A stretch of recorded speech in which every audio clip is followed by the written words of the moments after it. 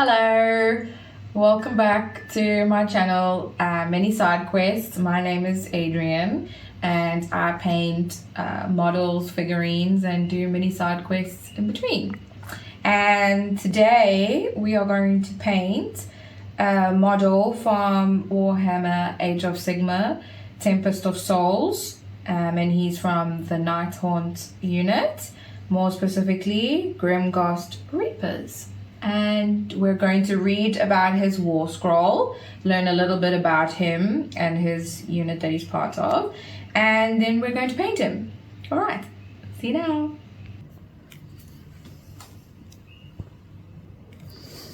Okay, so let's read the war scroll for Grimghast Reapers. This little dead dude here, who we are going to paint now. So this is, I'll put him on the side here, and this is his war scroll, well, the unit's war scroll, because there's a few other Grimghast Reapers. So, arch plotters and schemers in life, Grimghast Reapers are cursed in their undeath to kill indiscriminately. Those foolish enough to stand before a Grimghast Reaper usually end their lives hacked apart into bleeding chunks of meat. Sounds delicious. Ugh. Alright, so their description. A unit of Grimghast Reapers has any number of models. Each Grimghast Reaper attacks with a two-handed slasher scythe. Extoller of Shyish. The leader of this unit is an extoller of Shyish. The extoller of Shyish is armed with a death knell instead of a slasher scythe. Don't know who the leader is. I think it's probably this guy. Anyways, so they can fly, basically, which is pretty cool. Yeah. So their abilities. For whom the bell tolls, a death knell steals the life force of those that it basses to death and redirects it to harm any enemy creatures that are nearby. Sounds pretty brutal. So it says allocate wounds inflicted by this unit's death knell after allocating wounds inflicted by this unit's slasher scythes. For each enemy model that is slain by wounds inflicted by a death knell, you can inflict one mortal wound on an enemy within 3 inches of the model carrying the death knell. Sure, that's a lot to process. Ethereal. There are creatures whose bodies have long since rotted away, making them difficult to harm with mundane weapons. Sounds delightful. Ignore modifiers, positive or negative, when making save rolls for this unit. Reaped like corn, the scythes welded by these ghostly warriors can be swung in great sweeping arcs, cutting down whole ranks of enemy warriors. If the target unit has 5 or more models, you can re-roll failed hit rolls for this unit's slasher scythes. So these guys sound pretty interesting, and yeah, little fun facts, and we've learned a little bit about them. So now let's paint him. Right.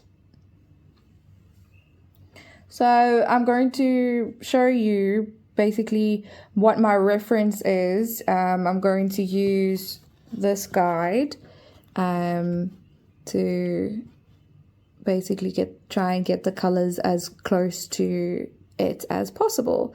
So we're going to be painting this little dude over here. Okay.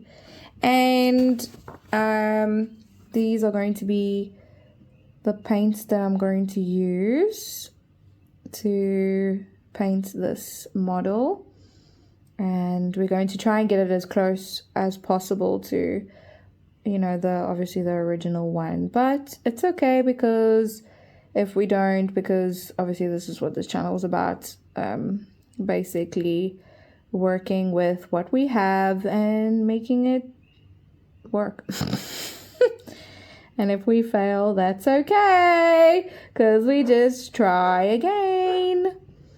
And yeah, so the rest of it, well, most of it's going to be sped up of the painting, but I will talk in between it, obviously, when I do something different. But yeah, okay, well, enjoy.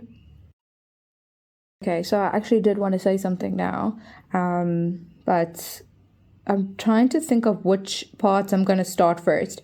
I think, to be honest, I think I'm going to do the white part first. I'm just trying to think of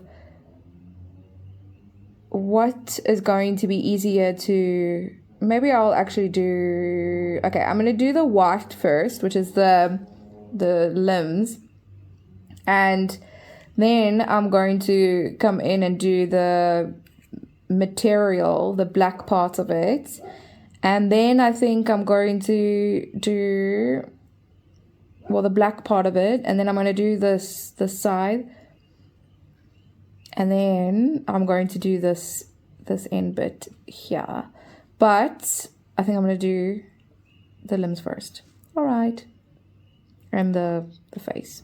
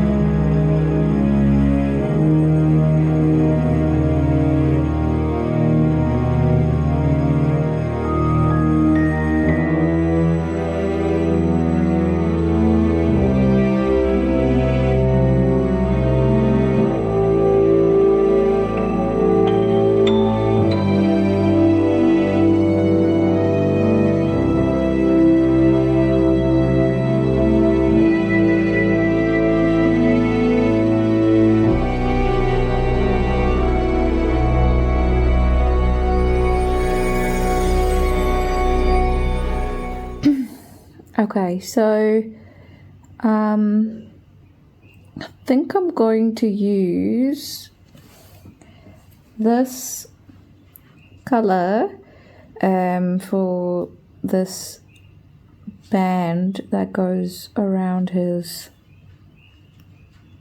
clothing, and then I'll put silver dots on obviously the little metal bits, but I think I'm going to use this color. I'm going to do that one now.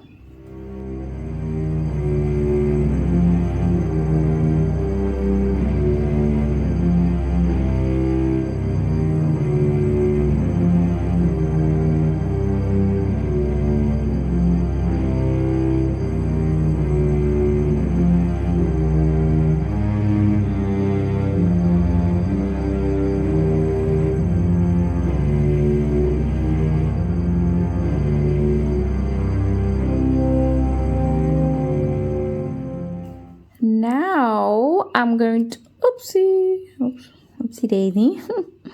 I'm going to use this gold color for the chains.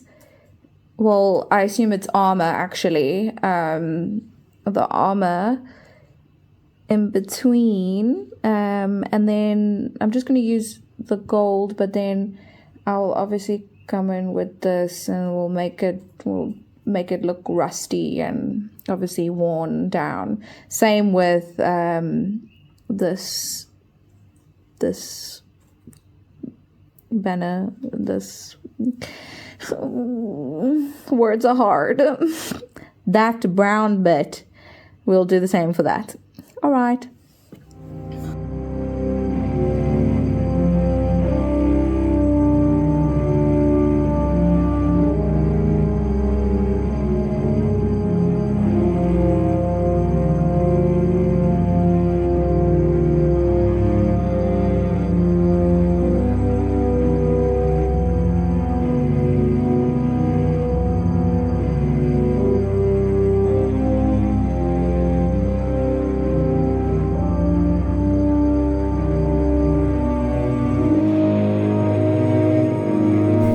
Okay, stay tuned for part 2.